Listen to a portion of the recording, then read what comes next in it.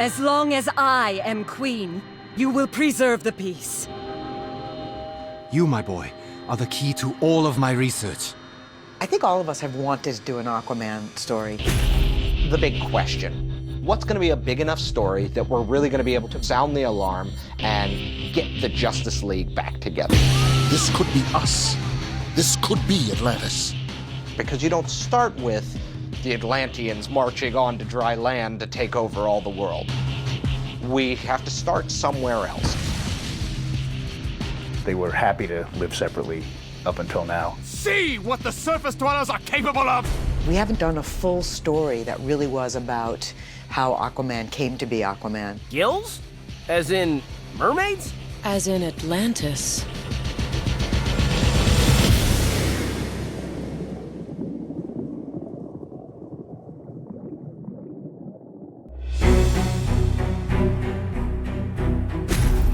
We were lucky enough to base this on the adaptation of Jeff Johns' brilliant Throne of Atlantis.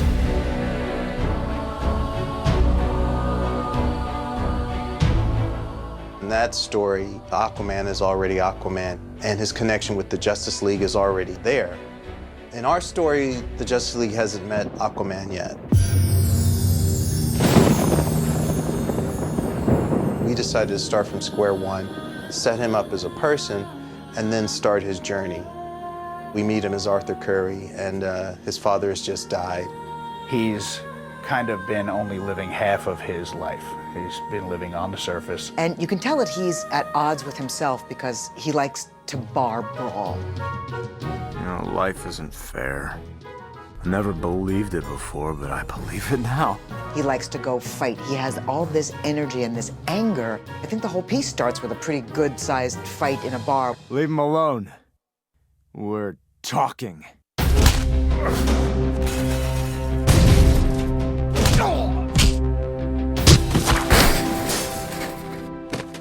Thanks, guys. I needed to blow off some steam. I always think it's super interesting to see what makes a hero. How do we get there? How do we get to the point where he becomes Aquaman? He does know that there's something different about him. He does know that there's a connection to the ocean. He keeps seeing this woman in the ocean that swims away from him, but she seems to keep an eye on him.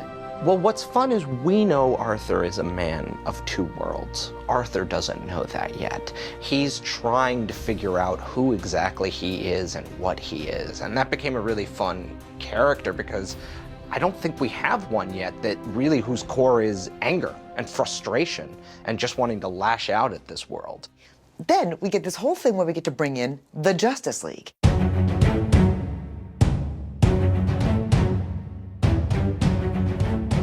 In our last film, the Justice League just barely started working together. Now we have an instance where they've got to work together a little bit more. You know, you have the Flash and you have Green Lantern. There's a kind of a love interest thing happening with Superman and Wonder Woman. And you have the Batman thing, who's always the reluctant group joiner. Lantern. Hi, Spooky. You don't write? You don't call? I'm busy.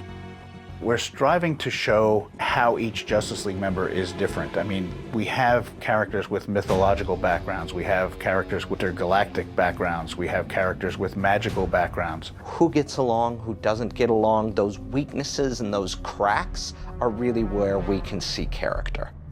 Unless they all work together, they're not going to be able to help this major issue that's not just, are we going to save Gotham, are we going to save Metropolis, this is the entire world. Locate missiles. Scanning. Not found. That's not good. What does a mystical undersea world need with missiles? Unless it was to attack us. Because of the events that happened in Justice League War, the king of Atlantis was killed. This is terrorism. No, this is an act of war. So there's a very real, understandable anger towards surface dwellers. What would you have me do, Orm? Sound the drums of war solely to honor your father's memory? Don't bother. You didn't honor him when he was alive. The evil begins with Orm when he goes against his mother's wishes and the wishes of his queen at that time. They kill our race. They poison our oceans. They will destroy this planet and take Atlantis with it. He has a vendetta against Surface World. and he really wants to destroy the surface world. He's smart.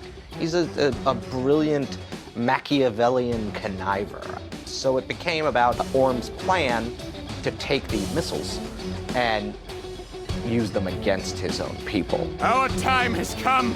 I will bring our world crashing down upon theirs!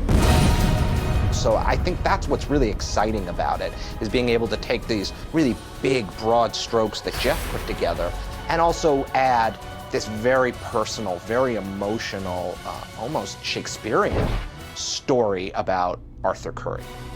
Atlantis thirsts for a new perspective. Someone who understands the surface world and will lead us into the next century. The Queen needs a beacon, Arthur. Maybe it's you.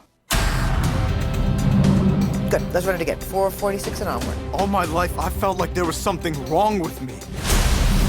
I relate to the sarcasm of Arthur Curry, and I relate to the fact that he is, unlike maybe some other superheroes, that they wake up and they're a superhero. This guy's like, what the hell is going on? He's a very troubled young man who yells a lot. My father, your king, for Atlantis! For Atlantis! For Atlantis! I am queen, and war is not in my plans. She's the mother of Arthur and the mother of Orm, but she's not a grandmother, you know, she's not an ancient voice. She's got to have authority and femininity. I am the sole survivor of my planet. If I had the chance to save my world and meet one of my own race, even for a moment, that would be enough. Jerry O'Connell plays Superman on camera. He's perfect for it. And because he is a voiceover actor as well as a non-camera actor, that was some of the easiest casting I've ever had to do. Arthur Curry, I'm the Flash. We've been looking for you. I think he really loves being a part of this team. Like, he loves being one of the guys. He thinks Batman is awesome. Dispatch a team to a lighthouse at Mercy Reef, coordinates attached. Find Arthur Curry fast. He's Batman, he's badass.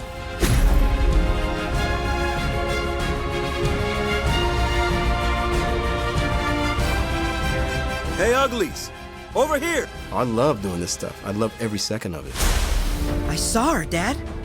I saw my mother. She was watching me in the water.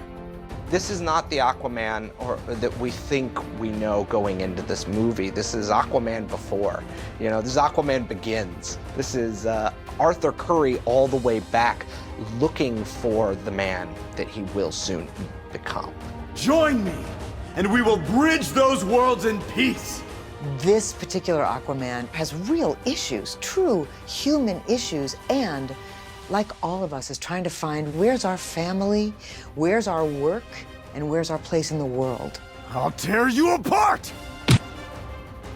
My goal is to make these feel very relatable as interpersonal dramas.